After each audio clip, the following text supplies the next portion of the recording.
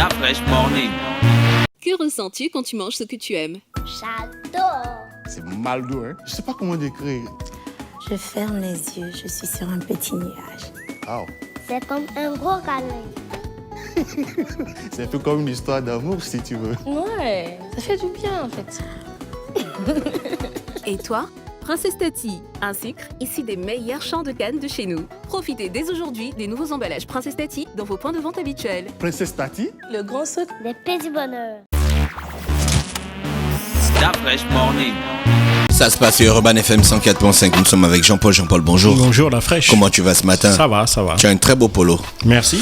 J'ai mis mon plus beau polo. N'est-ce pas? Voilà.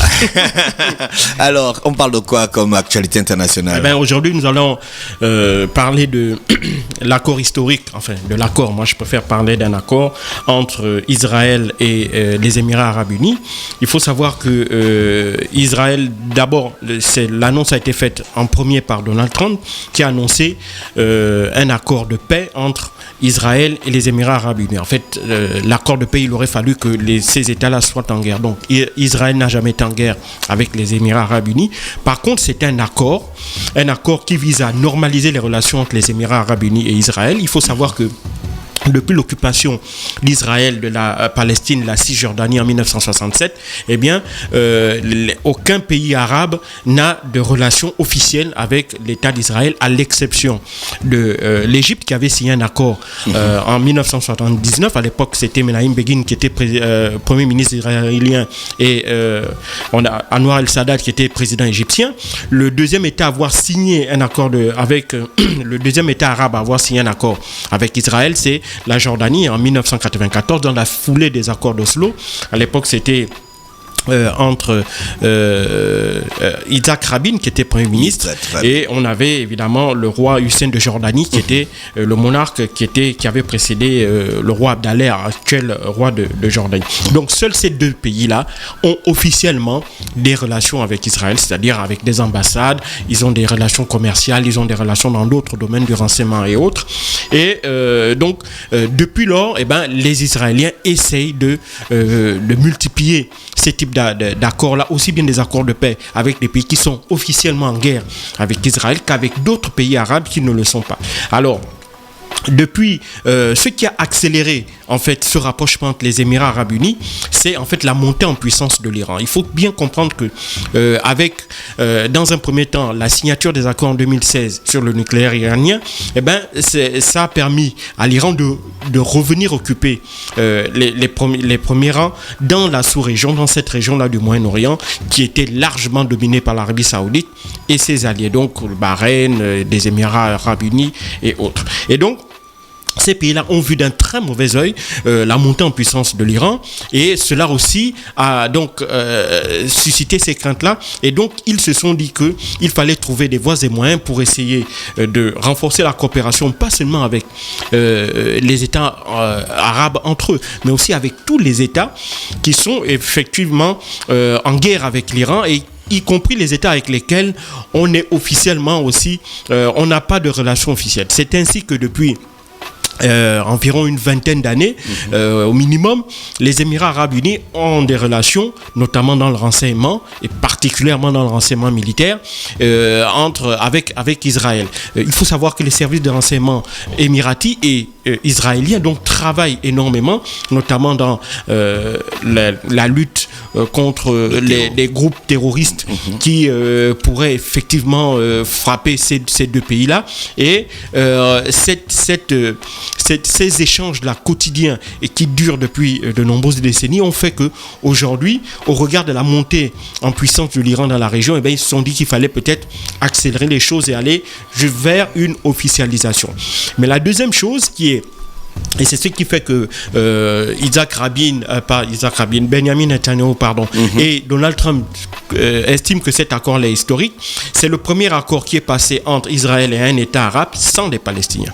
Il faut bien comprendre qu'en 1979, les pays arabes, depuis 1967, les pays arabes ont toujours fait d'un accord éventuel ou d'une normalisation des relations avec Israël la conditionnalité qu'il fallait qu'une reconnaissance et d'une effectivité et de l'effectivité d'un État palestinien situé dans la région de Cisjordanie et Gaza avec comme capitale Jérusalem-Est.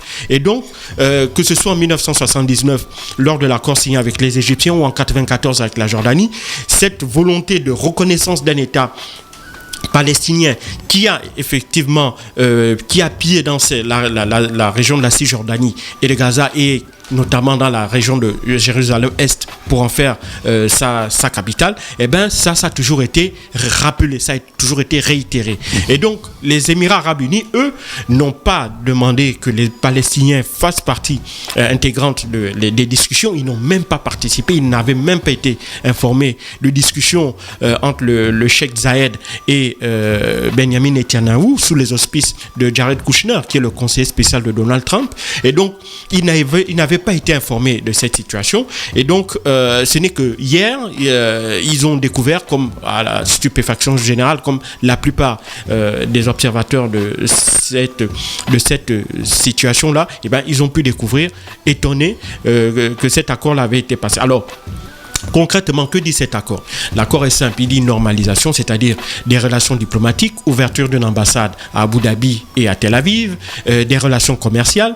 Les Émirats arabes unis, selon les propos tenus par Benjamin Netanyahu, ont l'intention de venir investir à Israël. Et en contrepartie, que doit faire Israël? Eh bien, Israël doit suspendre une des promesses de campagne que Benjamin Netanyahu avait faites lors de ces dernières élections législatives, c'est-à-dire suspendre l'annexion de la vallée du Jourdain et de nouvelles colonies juives de Cisjordanie. Et donc, Benjamin Netanyahu, lui, a accepté le deal en disant que il ne s'agissait pas d'un renoncement parce que c'était une promesse de campagne qu'il avait faite à notamment l'extrême droite israélienne qui lui a, pour cette raison-là, qu'il a toujours soutenu. Il disait qu'il ne s'agissait pas d'un renoncement dans le projet d'annexion de la vallée du Jourdain et de nouvelles colonies de Cisjordanie, mais plutôt d'un redéploiement dans le temps, d'un report en fait chronologique de la mise en œuvre de ce projet. Maintenant, évidemment, dans un premier temps, avant la signature de l'accord, il avait estimé qu'il avait l'intention d'annexer le Jourdain et ses nouvelles colonies avant 2021. Maintenant, ça a été reporté à une date ultérieure qui n'a pas été fixée. Et donc, ça, c'est la condition que les Émirats arabes unis ont demandé à Israël et Israël a accepté. Mais il faut savoir qu'évidemment, cet accord a fait de nombreux mécontents. D'abord, du côté palestinien, les Palestiniens ont considéré que cet accord est une trahison de la cause palestinienne de la part des Émirats arabes unis. Et donc, pour manifester leur mécontentement, après une réunion d'urgence du bureau de l'autorité palestinienne, ils ont décidé de rappeler pour consultation l'ambassadeur palestinien à Abu Dhabi. Ça, c'est la première. La deuxième chose, c'est qu'ils considèrent que Israël n'a pas, les Émirats arabes unis n'ont pas obtenu l'abandon du projet d'annexion de la vallée du Jourdain et des nouvelles colonies de Cisjordanie. Ils n'ont obtenu qu'un report. Donc ça veut dire que la volonté d'Israël de vouloir annexer en totale violation de toutes les dispositions du droit international et de tous les accords qui avaient été signés, notamment en 1994, concernant cette vallée du Jourdain et ces territoires de Cisjordanie-là, ces dispositions-là de droit international et des accords passés ne seront donc toujours pas respectées par le gouvernement de Benjamin Netanyahu. Et donc, par conséquent, les Émirats arabes unis n'ont rien fait d'extraordinaire. Ils n'ont pas fait évoluer la cause palestinienne. Au contraire, en signant cet accord, ils n'ont fait que valider la volonté d'Israël d'imposer évidemment sa souveraineté sur ces territoires-là. Et donc pour eux, ce n'est pas acceptable. Et derrière, évidemment, le deuxième pays qui a été le deuxième dirigeant qui ont été les plus prompts à réagir contre cette signature, contre cet accord, c'est l'Iran. L'Iran estime que, évidemment, l'Iran qui est l'ennemi des Émirats arabes unis et le grand ennemi de l'Arabie saoudite. Mais c'est des Arabes tous.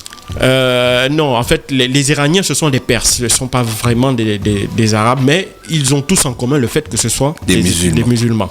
Des musulmans chiites. Non, les musulmans, maintenant, l'Arabie Saoudite, c'est des sunnites, l'Iran, c'est les chiites en général. Voilà. Il faut savoir qu'environ, en moyenne, 70 à 80% des musulmans dans le monde sont sunnites. Maintenant, à peu près entre 20 et 30% sont des sunnites.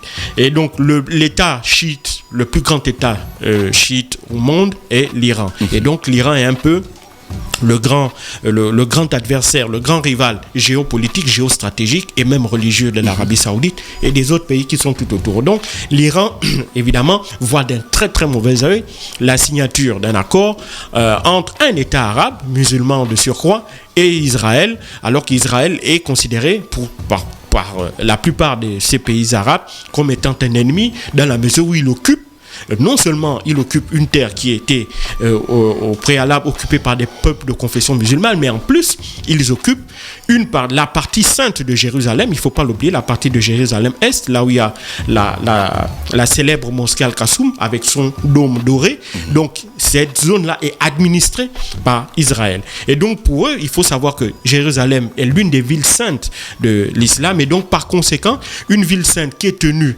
par des non-musulmans, c'est quelque chose qui est totalement inacceptable pour l'ensemble des musulmans. Mais donc, pour eux, donc, il n'est pas acceptable que évidemment, un État puisse nouer des relations commerciales, puisse nouer des relations diplomatiques avec un pays qui occupe en totale violation, à l'heure du droit international, une terre qui est musulmane. Et donc, dans cette optique, il y a, pour eux, évidemment, ils ont torpillé cet accord. Et puis, les deuxièmes autres mécontents, ce sont ceux avec lesquels les alliés de Benjamin Netanyahu, auxquels il va falloir expliquer comment est-ce qu'il compte mettre en œuvre sa promesse de campagne d'annexion de la vallée du Jourdain et des nouvelles colonies juives de Cisjordanie. À quelle date, de quelle manière, et tout ça, tout en essayant de ne pas mécontenter les Émirats arabes unis avec lesquels ils vont certainement signer un accord. Donald Trump a fait savoir dans son tweet que la signature de cet accord devra intervenir au plus tard dans 3 semaines à Washington. Cette date a été confirmée par les Israéliens et les Émirats arabes unis, mais évidemment aucune date n'a été donnée par les Émirats arabes unis quant à l'ouverture d'une ambassade à Tel Aviv ou l'ouverture d'une ambassade d'Israël à Abu Dhabi. Mais ce qui est clair, c'est que là on assiste, selon les Israéliens, à la fin d'un paradigme qui consistait à dire qu'aucune paix ou aucun accord avec un pays arabe n'est possible sans négocier avec les Palestiniens au préalable. Or, Benjamin Netanyahu a toujours voulu démontrer le contraire en disant plutôt que c'est en signant des accords avec les pays arabes que les Palestiniens seront, eux, forcés de venir négocier un accord de paix avec les Israéliens. Donc lui, il est toujours resté dans cette droite ligne-là, même si la gauche israélienne a toujours dit le contraire. Et donc ça, pour lui, c'est une victoire qui permet de prouver que sa vision est la bonne, c'est-à-dire qu'il est possible, sans l'aide des Palestiniens, sans discuter, sans négocier avec les Palestiniens, il est quand même possible de signer des accords avec les pays arabes. Et donc maintenant, on va voir ce que cela va donner. Il ne faut pas l'oublier que les 2 premiers accords ont entraîné des drames, il ne faut pas l'oublier, en 1979, après la signature entre Israël et l'Égypte de cet accord de paix. Anwar el-Sadat était assassiné en 1980 en Égypte. En 1994, après la signature des accords d'Oslo entre Palestiniens et Israéliens, Yitzhak Rabin était assassiné à Tel Aviv. Donc, il y a toujours évidemment une très grande prudence à prendre, tant ces questions-là sont particulièrement ces questions liées entre les relations entre Arabes et Israéliens de tous bords qu'ils soient, sont des questions extrêmement sensibles pour les opinions publiques, aussi bien israéliennes que des pays arabes. Donc, évidemment, on va voir ce que cela va donner dans 3 semaines et comment est-ce que les Émirats arabes unis et Israël vont tenter de concrétiser des relations officieuses qu'ils ont toujours entretenues depuis au moins une vingtaine d'années. Merci Jean-Paul qui revenait sur l'actualité internationale ce matin sur Urban FM 104.5, la station urbaine. On repart en musique et on va retrouver Gina dans quelques minutes. That fresh morning.